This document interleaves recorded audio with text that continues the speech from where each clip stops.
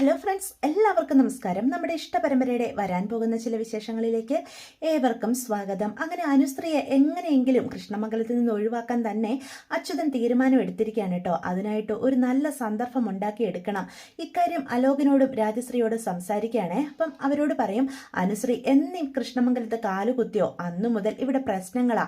അത് നിങ്ങൾ ആരെങ്കിലും ശ്രദ്ധിച്ചിട്ടുണ്ടോ? അതുമാത്രമല്ല, ഇപ്പം അനന്തേട്ടന്റെ മനസ്സിലും ചെറിയൊരു ചാഞ്ചാട്ടം ഉണ്ടായിട്ടുണ്ട്. മരുമകനോടും മകളോടും ഇപ്പം അഗാധമായ സ്നേഹവാ. അത് നമുക്കത്ര നല്ലതല്ല. ഇപ്പം ആദ്യം ചെയ്യേണ്ടത് അനുശ്രീയെ ഒഴിവാക്കുക.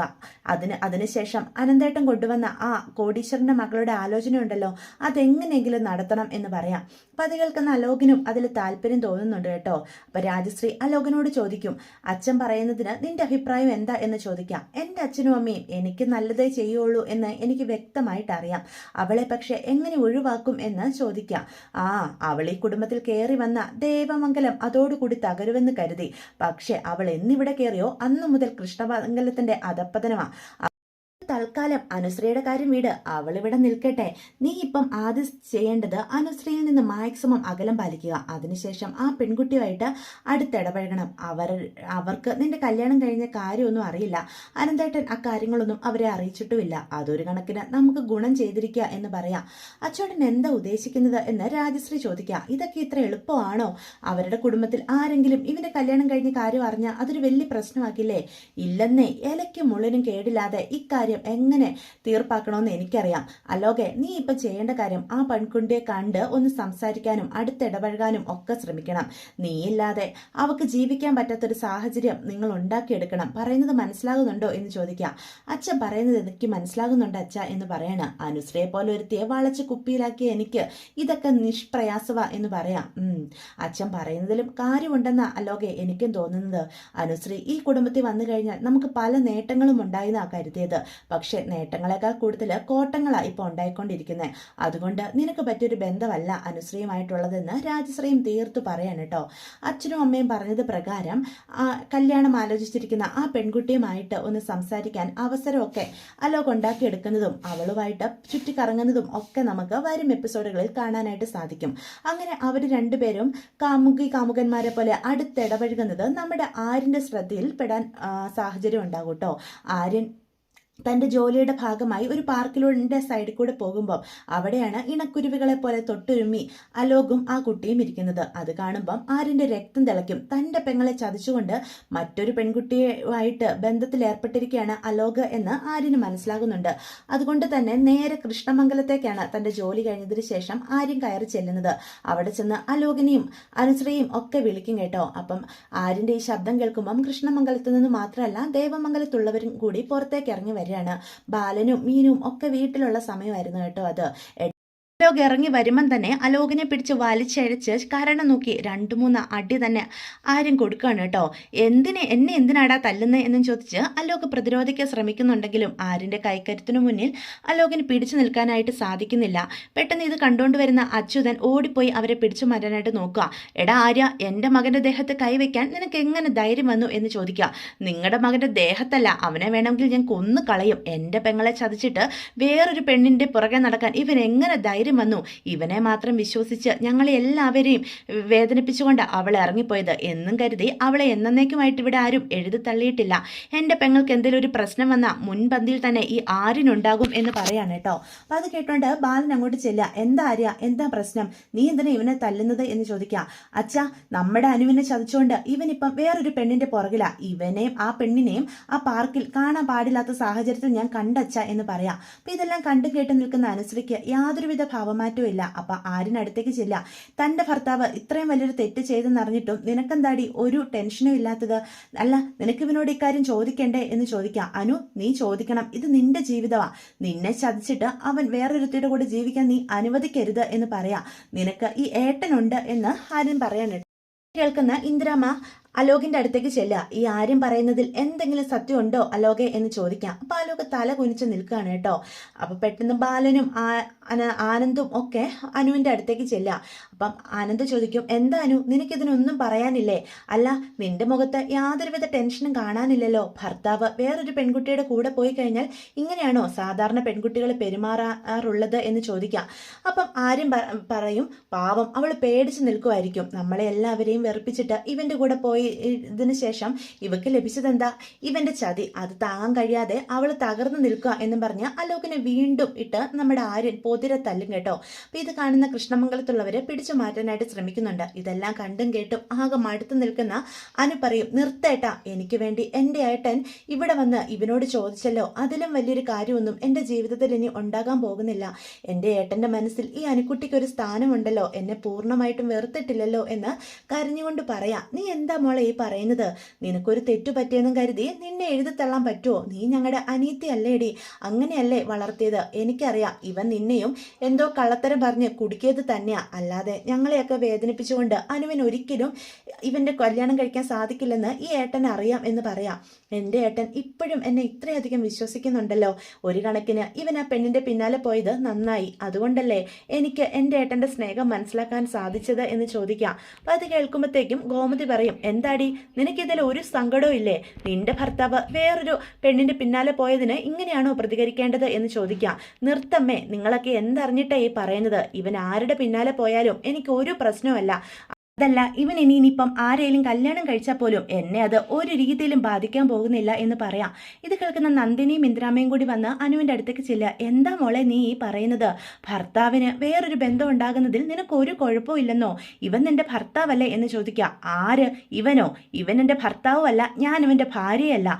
എൻ്റെ ജീവിതം തകർക്കാൻ നോക്കിയ ഇവനെ ഒരു പാഠം പഠിക്കാൻ വേണ്ടി മാത്രമാ ഞാൻ ഈ കൃഷ്ണമംഗലത്തേക്ക് കയറി വന്നത് എന്ന് പറയാം. അത് കേൾക്കുന്ന അച്യുതൻ അനുശ്രീയുടെ മുന്നിലേക്ക് കയറി നിൽക്കുക. എന്താ നീ പറഞ്ഞത്?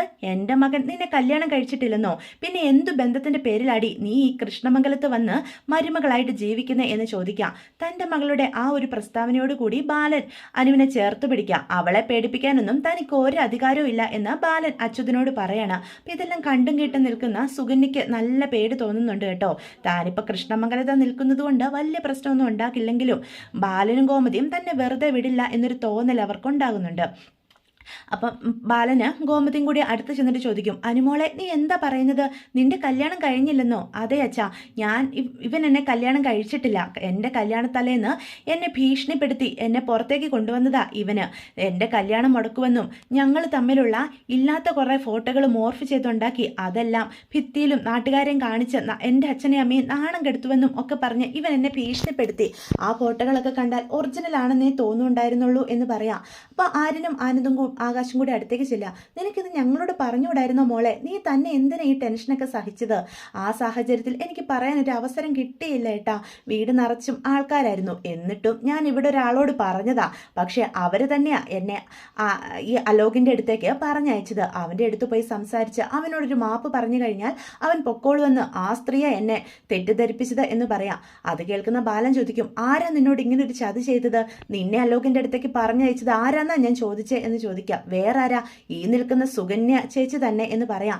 അത് കേൾക്കുന്ന ഗോമതി സുകന്യ വലിച്ചടുത്തേക്ക് നിർത്തിയിട്ട് ചെകിടം നോക്കി ഒരെണ്ണം കൊടുക്കുക. എന്നിട്ട് ധർമ്മന്റെ അടുത്തേക്ക് ചെല്ലും. എന്താ ധർമ്മ, ഇക്കാര്യം നിനക്കും അറിയായിരുന്നോ? സ്വന്തം ഭാര്യ ഇത്രയും വലിയൊരു തെറ്റ് ചെയ്തിട്ട് നിനക്കെന്തേ അവളോടൊന്നും ചോദിക്കാനില്ലേ എന്ന് ചോദിക്കാം. എൻ്റെ ബാലേട്ടൻ നിന്നോടൊരു കാര്യം ചോദിച്ചതിന്റെ പേരിൽ വീട് വിട്ട് ഇറങ്ങിപ്പോയവനല്ലേ നീ? പക്ഷെ അവിടെ നിനക്ക് ന്യായമുണ്ടായിരുന്നു. ഞാനും നിന്റെ കൂടെ നിന്നില്ല. പക്ഷെ ഇപ്പോൾ നിനക്ക് എന്താ പറയാനുള്ളത്? അല്ല, ഇക്കാര്യം നിനക്കും അറിയാവോ എന്ന് ധർമ്മനോട് ഗോമതി ചോദിക്കുകയാണ്. അപ്പോൾ മറുപടി ഇല്ലാതെ ധർമ്മൻ തല കുനിച്ച് നിൽക്കുകയാണ്. അപ്പോൾ ബാലൻ പറയും, അവനോട് ചോദിച്ചിട്ട് എന്താ ഗോമതി കാര്യം? അല്ല, തെറ്റ് ചെയ്തത് ഇവിടെ സുകന്യയല്ലേ? അല്ല സുകന്യ, ഇത്രയും വലിയൊരു തെറ്റ് ഞങ്ങളോട് ചെയ്യാൻ സുകന്യോട് ഞങ്ങൾ എന്ത് തെറ്റാ ചെയ്തിട്ടുള്ളത് എന്ന് ചോദിക്കാം. അപ്പോൾ സുകന്യ പറയും, അങ്ങനെയല്ല ബാലേട്ടാ, ഞാനൊരു തെറ്റും ചെയ്തിട്ടില്ല. ആ ഫോട്ടോകൾ കണ്ടാൽ ഒറിജിനൽ ആണെന്നേ കരുതുള്ളായിരുന്നു. അപ്പം ഈ അലോക് എന്നെ തെറ്റിദ്ധരിപ്പിച്ചതാ. അനുവിനെ അടുത്തേക്കൊന്ന് അയക്കണം എന്ന് പറഞ്ഞ അനുവിനെ കൊണ്ട് മാപ്പ് പറയിപ്പിക്കാനാണെന്ന് ഞാൻ കരുതിയത്. അതിന്റെ പിന്നിൽ ഇത്രയും വലിയൊരു ചതി ഉണ്ടെന്ന് ഞാൻ കരുതിയില്ല. അതിനുശേഷം ഇവരുടെ ജീവിതത്തിൽ എന്താ നടന്നതെന്നും എനിക്കറിയില്ല. അനുശ്രീ കല്യാണം കഴിഞ്ഞു എന്നും പറഞ്ഞ് ഈ ദേവമംഗലത്ത് വന്നപ്പോഴാ പിന്നീട് ഞാൻ ഇവരെ കാണുന്നേ എന്നും പറഞ്ഞ് അവിടെ നിൽക്കുകയാണ് കേട്ടോ. അപ്പോൾ പെട്ടെന്ന് അച്യുതൻ പറയും, നീ എന്തിനാ സുകന്യ ഇങ്ങനെ ടെൻഷനാകുന്നത്? ഇവിടെ തെറ്റ് ചെയ്തത് മുഴുവനും അനുശ്രീ അല്ലേ? ആരെങ്കിലും വിളിച്ചെന്നും കരുതി അങ്ങനെ ഇറങ്ങി പോകാവോ എന്ന് ചോദിക്കുക. അത് കേൾക്കുന്ന അനുശ്രീയുടെ രക്തം തിളക്കുകയാണ്. അച്യുതന്റെ മുന്നിലേക്ക് കയറി നിൽക്കും. എന്നിട്ട് പറയും, വിളിച്ചെന്നോ? നിങ്ങളുടെ മകനെ എന്നോട് ചെയ്തതൊക്കെ ചേർത്ത് ഞാനൊരു പരാതി കൊടുത്താലേ മോനിപ്പം ജയിലിൽ കിടക്കും. പെൺകുട്ടികളുടെ ഫോട്ടോ വെച്ച് മോർഫ് ചെയ്ത് അവരെ ഭീഷണിപ്പെടുത്തി എൻ്റെ കല്യാണം വരെ ഇവ മുടക്കി. എന്നിട്ട് ഇവനൊരു തെറ്റും ചെയ്യാതെ എന്തോ പുണ്യകർമ്മം ചെയ്തതുപോലെ ഞാൻ പിന്നാലെ വന്നതാണെന്ന് ഇവിടെ ഉള്ളവരോടൊക്കെ വീരസാഹസ്യം പറയുന്നത് കേട്ടപ്പോഴേ എനിക്കും രക്തം തെളിച്ചു. ഇവനെ വെറുതെ വിടാൻ ഞാനും ഉദ്ദേശിച്ചില്ല. അതുകൊണ്ട് തന്നെയാ എനിക്ക് കിട്ടാത്ത ജീവിതം ഇവനും കിട്ടരുതെന്ന് കരുതി ഇവൻ എന്നെ കല്യാണം കഴിച്ചതാണെന്ന് എല്ലാവരുടെ മുന്നിൽ ഞാൻ പറഞ്ഞത്. അല്ലെങ്കിൽ എൻ്റെ അച്ഛനും അമ്മയും സഹോദരന്മാരും ഒക്കെ ഇവൻ്റെ മുന്നിൽ തല കുനിച്ച് നിൽക്കേണ്ടത് ഞാൻ കാണാൻ ഇടയായനെ. എൻ്റെ ഗതികേടിന് ഇവൻ്റെ അടുത്തേക്ക് ചെന്നത് ഞാനാണല്ലോ. ഇവൻ പറഞ്ഞ വാക്ക് വിശ്വസിച്ച് ഒരു തെറ്റും ചെയ്യാഞ്ഞിട്ടും ഇവനോട് മാപ്പ് പറയാൻ ഞാനാണല്ലോ തയ്യാറായത് എന്ന് പറയാൻ കേട്ടോ. അപ്പോൾ അതിനൊന്നും രാജശ്രീക്കും അച്യുതനും മറുപടിയില്ല. അപ്പോൾ ഗോമതി മുന്നിലേക്ക് കയറി വന്നിട്ട് അലോകിന് 2-3 അടി കൂടി അടിക്കുക. പക്ഷെ തൻ്റെ മകൻ്റെ ഭാഗത്ത് ഒരു ന്യായമില്ലെന്ന് മനസ്സിലാകുന്നത് കൊണ്ട് തന്നെ രാജശ്രീ വാ പൊത്തിപ്പിടിച്ച് നിൽക്കുക. മക്കളെ വളർത്തുമ്പോൾ നന്നായിട്ട് വളർത്തിയില്ലെങ്കിൽ നാട്ടുകാർക്ക് ഇങ്ങനെ കയറി ഇറങ്ങി അടിക്കാനേ സമയം കാണുള്ളൂ എന്ന് പറയാം. അപ്പോൾ ബാലൻ പറയും, മോളെ ഇനി ഇവരോടൊന്നും മോള് സംസാരിക്കാൻ പോലും നിൽക്കണ്ട, മോള് വാ, മോളുടെ വീട് ദേവമംഗലമാ, ഇവിടുമായിട്ട് ഒരു ബന്ധവും ഇല്ല എന്ന് പറയാണ്. അപ്പോൾ ഇതെല്ലാം കണ്ടും കേട്ട് നിൽക്കുന്ന ഇന്ദ്രാമ്മയ്ക്ക് ആകെ സങ്കടം തോന്നുവാണ് കേട്ടോ. അനുശ്രീ ഈ കുടുംബത്തിൽ വന്നതിൽ ഇന്ദ്രാമ്മയ്ക്ക് അത്രയേറെ സന്തോഷം ഉണ്ടായിരുന്നു. മോളെ നീ എന്തൊക്കെയാ ഈ പറയുന്നത്? കല്യാണം കഴിഞ്ഞിട്ടില്ല എന്നൊക്കെ ഇങ്ങനെ നിസ്സാരമായിട്ട് വിളിച്ചു പറയാൻ നിനക്ക് എങ്ങനെ സാധിക്കുന്നു എന്ന് ചോദിക്കാം. മുത്തശ്ശിയെ വേദനിപ്പിച്ചതിൽ എനിക്ക് വിഷമമുണ്ട്. പക്ഷേ ഇതാ സത്യം. എൻ്റെ ജീവിതം തൊലച്ചിട്ട് വേറൊരു പെൺകുട്ടിയെ കല്യാണം കഴിച്ച അന്തസ്സായിട്ട് ഈ കൃഷ്ണമംഗലത്ത് ജീവിക്കാനായിരുന്നു ഇവൻ്റെ ശ്രമം. അത് ഞാൻ നടത്തി കൊടുത്തില്ല, അത്രേ ഉള്ളൂ. എന്നെ വേദനിപ്പിച്ച് എൻ്റെ കുടുംബത്തെ മുഴുവനും വേദനിപ്പിച്ചിട്ട് ഇവനങ്ങനെ മര്യാദയ്ക്ക് ജീവിക്കുന്നത് എനിക്കൊന്ന് കാണണമായിരുന്നു എന്ന് പറയാൻ കേട്ടോ. അപ്പം ബാലൻ്റെയും ഗോമതിയുടെയും കൂടെ തിരിച്ച് ദേവമംഗലത്തേക്ക് പോവാണ്. അങ്ങനെ എന്തൊക്കെയാണ് ഇവിടെ നടക്കുന്നതെന്ന് വിശ്വസിക്കാൻ കഴിയാതെയാണ് ഇന്ദ്രമ്മയും അനന്തനും അതുപോലെ നന്ദിനിയും ഒക്കെ നിൽക്കുന്നത്. വീട്ടിലേക്ക് ചെന്ന് കഴിയുമ്പോഴും നമ്മുടെ അനു കരച്ചിലോട് കരച്ചില്ല. അപ്പോൾ ഗോമതി അടുത്ത് ചെല്ലും. എന്നിട്ട് പറയും, മോളെ നിനക്കൊരു വാക്ക് ഞങ്ങളോട് പറയാൻ മേലായിരുന്നോ? നീ സ്വയം എന്തിനാ ഇങ്ങനെ ഉരുകി കൃഷ്ണമംഗലത്ത് ജീവിക്കാൻ പോയത്? സത്യങ്ങൾ അറിഞ്ഞാൽ നിന്നെ ഞങ്ങൾ വിശ്വസിക്കില്ലെന്ന് നീ കരുതിയോ എന്ന് ചോദിക്കാം. അത് കേൾക്കുമ്പോഴത്തേക്കും അനു പറയും, എനിക്കറിയാം എൻ്റെ അച്ഛനും അമ്മയും ഏട്ടന്മാരും ഒക്കെ ഞാൻ പറയുന്നതേ വിശ്വസിക്കുമായിരുന്നു എന്ന്. പക്ഷേ തെറ്റ് ചെയ്തിട്ടും അവൻ ഒരു തെറ്റും ചെയ്യാത്തതുപോലെ മറ്റൊരു പെൺകുട്ടിയെ കല്യാണം കഴിച്ച് കൃഷ്ണമംഗലത്ത് വിജയയെ പോലെ ജീവിക്കില്ലേ? അത് ഞാൻ ആഗ്രഹിച്ചില്ല. എന്നെ വേദനിപ്പിച്ച അവനെയും വേദനിപ്പിക്കണമെന്ന് തന്നെ ഞാൻ കരുതി. അതുകൊണ്ട് തന്നെയാണ് ഞാനങ്ങോട്ട് പോയത്. ആ സമയത്ത് എന്തൊക്കെയാണ് പ്രവർത്തിച്ചതെന്ന് പോലും എനിക്കിപ്പോൾ ശരിക്കും ഓർമ്മയില്ല എന്ന് പറയാം. അത് കേൾക്കുമ്പം ആരും ചോദിക്കും, അവിടെ റെയ്ഡൊക്കെ നടന്നതിന് പിന്നിലും നീയാണോ എന്ന് ചോദിക്കുക. അതെ, അലോകും അവൻ്റെ അച്ഛനും കൂടി കുറേ കാശ് എണ്ണുന്നതും അത് മുഴുവൻ കള്ളപ്പണമാണെന്നും പറയുന്നതും ഒക്കെ ഞാൻ കേട്ടു. അതുകൊണ്ട് തന്നെയാണ് ഞാൻ ഇൻകം ടാക്സുകാരെ ഈ വിവരം അറിയിച്ചത് എന്ന് പറയാം. അപ്പം ഗോമതി ചോദിക്കും, ഇതിൻ്റെയൊക്കെ വല്ല ആവശ്യം ഉണ്ടായിരുന്നോ? നീ എന്തിനാ അങ്ങോട്ട് പോകാൻ പോയത് എന്ന് പറയാം. എൻ്റെ മോളെയും ഈ അച്ഛനും അമ്മയും 2 കൈ നീട്ടി സ്വീകരിക്കുമായിരുന്നില്ലേ എന്ന് പറയാണ്. അപ്പം അവൾ പിന്നെയും കരയാം. അത് കാണുന്ന ബാലൻ പറയും, ഗോമതി വീണ്ടും നീ ഈ കാര്യം പറഞ്ഞ് അവളെ വേദനിപ്പിക്കല്ലേ? നമുക്ക് നമ്മുടെ മകളെ തിരിച്ചു കിട്ടിയില്ലേ? ഇതിലും വലിയൊരു സന്തോഷം ഇനി എന്താ നമ്മുടെ ജീവിതത്തിൽ ഉണ്ടാകാനുള്ളത് എന്ന് പറയാണ് കേട്ടോ. അത് സമയം നമ്മുടെ ഗോമതി ആണെങ്കിൽ മീനുവിൻ്റെ മിത്രയുടെ അടുത്തേക്ക് ചെല്ലാണ്. നിങ്ങൾക്കും ഇക്കാര്യം അറിയാമായിരുന്നല്ലേ എന്ന് ചോദിക്കുക. അതുകൊണ്ടാണ് 2 പേരും ഞാൻ അനുശ്രീയെ പറ്റി എന്തെങ്കിലും പറയുമ്പോൾ അതിനെതിരായിട്ട് എന്നോട് എപ്പോഴും സംസാരിച്ച് അവളുടെ നല്ല വശത്തെ പറ്റി എന്നെ ബോധ്യപ്പെടുത്താൻ ശ്രമിച്ചുകൊണ്ടിരുന്നതല്ലേ എന്ന് ചോദിക്കാം. അപ്പം മീനും മിത്രയും എന്ത് പറയണമെന്നറിയാതെ നിൽക്കുകയാണ് കേട്ടോ. അപ്പം പെട്ടെന്ന് നമ്മുടെ അനു എഴുന്നേറ്റ് അമ്മയുടെ അടുത്തേക്ക് ചെല്ലുക. അവരെ വഴക്ക് പറയരുതമ്മേ, അവരോട് ഞാനാ പറഞ്ഞത് ഈ സത്യങ്ങളൊന്നും വീട്ടിൽ ആരെ അറിയിക്കരുതെന്ന്. 2 പേരെ കൊണ്ടും ഞാൻ സത്യം ചെയ്യിപ്പിച്ചിരുന്നു. എനിക്ക് കുറച്ച് നാള് കൃഷ്ണമംഗലത്ത് നിൽക്കണമായിരുന്നു എന്ന് ചോദിക്കാം. അപ്പം അന്ന് തന്നെ നിങ്ങളും സത്യങ്ങളൊക്കെ അറിഞ്ഞിരുന്നോ എന്ന് ചോദിക്കുകയാണ് കേട്ടോ നമ്മുടെ ഗോമതി. അത് കേൾക്കുമ്പോഴത്തേക്കും മീനു പറയും, ഇല്ലമ്മേ, അനു ഒരിക്കലും ഇങ്ങനൊരു തെറ്റ് ചെയ്യില്ലെന്ന് ഞങ്ങൾക്ക് ഉറപ്പായിരുന്നു. അതുകൊണ്ട് കല്യാണം കഴിഞ്ഞതിൻ്റെ പിറ്റേ ദിവസം തന്നെ മാമനെ കൊണ്ട് അനുവിനെ ഞങ്ങൾ പുറത്ത് കൊണ്ടുവരികയും ഇവളോട് സംസാരിക്കുകയും ചെയ്തു. അന്ന് അവളുടെ കല്യാണത്തെ പറ്റിയുള്ള എല്ലാ കാര്യങ്ങളും ഞങ്ങൾക്ക് അറിയാനായിട്ട് സാധിച്ചത്. ഞാനും ഇത്രയും കൂടി അനുവിനെ തിരിച്ച് ദേവമംഗലത്തേക്ക് കൊണ്ടുവരാൻ നോക്കിയതാ. പക്ഷെ അനുശ്രീ സമ്മതിച്ചില്ല. അവൾക്ക് അവിടെ നിൽക്കണമെന്നും വല്ലാത്തൊരു വാശിയോടുകൂടി പറഞ്ഞു. കൂടുതൽ നിർബന്ധിച്ച് കഴിഞ്ഞാൽ അവള് എന്തെങ്കിലും കടിങ്കൈ ചെയ്യുമെന്ന് പോലും പറഞ്ഞു. ആ സമയത്ത് ഞങ്ങളുടെ മുന്നിൽ വേറെ വഴി ഉണ്ടായിരുന്നില്ല. അപ്പൊ പെട്ടെന്ന് അനു പറയും, അതെ, ഏടത്തിമാരെ കൊണ്ട് ഞാൻ നിർബന്ധിച്ച എല്ലാം രഹസ്യങ്ങളും മറച്ചു വെച്ചത്, അവരെ കൊണ്ട് ഞാൻ സത്യവും ചെയ്യിപ്പിച്ചിരുന്നു എന്ന് പറയാം. ഇത് കേൾക്കുമ്പോഴത്തേക്കും ആകാശ് മീനുവിന്റെ അടുത്തേക്ക് വരിക. എന്നും കരുതി ഇക്കാര്യം ഞങ്ങളോട് ആരോടെങ്കിലും പറയാൻ മേലായിരുന്നോ നിനക്ക് എന്ന് ചോദിക്കാം. ഇപ്പം പാവം ഞങ്ങളുടെ അനു അവിടെ എത്ര നാൾ നിൽക്കേണ്ടി വന്നു എന്ന് പറയാണ്. ഇല്ലേട്ടാ, ഞാൻ നിന്നത് എന്റെ സ്വാർത്ഥതയ്ക്ക് വേണ്ടി തന്നെയാ. അവനെ ഒരു പാഠം പഠിപ്പിക്കണമായിരുന്നു. അവിടെ എനിക്ക് ഒരു കുഴപ്പം ഉണ്ടായിരുന്നില്ല. അവിടെ ഉള്ളവരൊക്കെ എന്നോട് മാന്യമായിട്ട് തന്നെയാ പെരുമാറിയത് എന്ന് അനുശ്രീ പറയാണ് കേട്ടോ. അത് കേൾക്കുമ്പം ബാലൻ പറയും, മോളിപ്പോൾ കഴിഞ്ഞതിനെ പറ്റി ഒന്നും ചിന്തിക്കേണ്ട. എൻ്റെ മോള് ഇനി നന്നായിട്ട് പഠിക്കണം, പഠിത്തത്തിൽ തന്നെ ശ്രദ്ധിച്ചാൽ മതി, നല്ല മാർക്ക് ഉണ്ടായിരുന്നില്ലേ നിനക്ക് എന്ന് പറയാം. അത് കേൾക്കുമ്പം നമ്മുടെ അനുവാണെ സന്തോഷത്തോടു കൂടി അച്ഛനോട് ചേർന്ന് നിൽക്കുകയാണ് കേട്ടോ. കുറേ നാളുകൾക്ക് ശേഷം തൻ്റെ അച്ഛനും അമ്മയുടെയും ഇടയിൽ നിൽക്കുമ്പം അനുശ്രീക്ക് ലോകം തന്നെ പിടിച്ച സന്തോഷം ഉണ്ടാകുന്നുണ്ട്. ആ കാഴ്ച കണ്ടുകൊണ്ട് വളരെ സന്തോഷത്തോടു കൂടി ഏട്ടന്മാർ നോക്കി നിൽക്കുക. ആരും പറയും, ഞാൻ പറഞ്ഞില്ലായിരുന്നു ഏട്ടാ, നമ്മുടെ അനുമോൾക്ക് നമ്മളെ ഒന്നും വേദനിപ്പിച്ചുകൊണ്ട് ഒരു പ്രവൃത്തി ചെയ്യാനായിട്ട് സാധിക്കില്ല. കണ്ടില്ലേ, ആ ആര്യൻ ആ ഫ്രോഡാ എല്ലാത്തിനും കാരണം. അവനെ വെറുതെ വിടാൻ പാടില്ല. എന്തായാലും വേറൊരു പെണ്ണിനെയും കെട്ടി സന്തോഷത്തോടെ അവൻ ജീവിക്കുന്നത് എനിക്കൊന്ന് കാണണം. അവനെ പറ്റിയുള്ള എല്ലാ കാര്യങ്ങളും ആ പെൺകുട്ടിയുടെ വീട്ടുകാരെ അറിയിക്കണം എന്ന് പറയണം കേട്ടോ. അപ്പൊ ബാലൻ പറയും, അവൻ എന്തെങ്കിലും ചെയ്യട്ടെ, അച്ഛൻ എന്താ പറയുന്നത്, നമ്മുടെ അനുവിനോട് ഇത്രയും വലിയ തെറ്റ് ചെയ്താൽ അവനെ വെറുതെ വിടാണോ എന്ന് ചോദിക്കാം. അത് കേൾക്കുമ്പം ഗോമതിയും പറയും, എടാ ഇനി ഒന്നിൻ്റെയും പിന്നാലെ നിങ്ങൾ പോകണ്ട എന്ന് പറയാം. അപ്പം ബാലൻ പറയും, ഞാൻ വെറുതെ വിടണമെന്നല്ല ഉദ്ദേശിച്ചത്, നമുക്ക് ഒരു പരാതി കൊടുക്കാം പോലീസ് സ്റ്റേഷനിൽ. എൻ്റെ മകളോട് ഇത്രയും വലിയ തെറ്റ് ചെയ്ത അവനെ ഈ തവണ ഞാൻ വെറുതെ വിടാൻ ഉദ്ദേശിക്കുന്നില്ല എന്ന് പറയാം. അപ്പം പരാതി എന്നൊക്കെ കേൾക്കുമ്പം ഗോമതിക്ക് ആകെ ടെൻഷൻ ആവുന്നുണ്ട്. ബാലേട്ട, അതിൻ്റെ ആവശ്യമുണ്ടോ? എന്താ ഗോമതി, സ്വന്തം സഹോദരൻ്റെ മകനായതുകൊണ്ട് അവനോട് നിനക്കൊരു സോഫ്റ്റ് കോർണർ തോന്നുന്നുണ്ടോ എന്ന് ചോദിക്കുക. അതല്ല ബാലേട്ട എന്ന് പറയാം.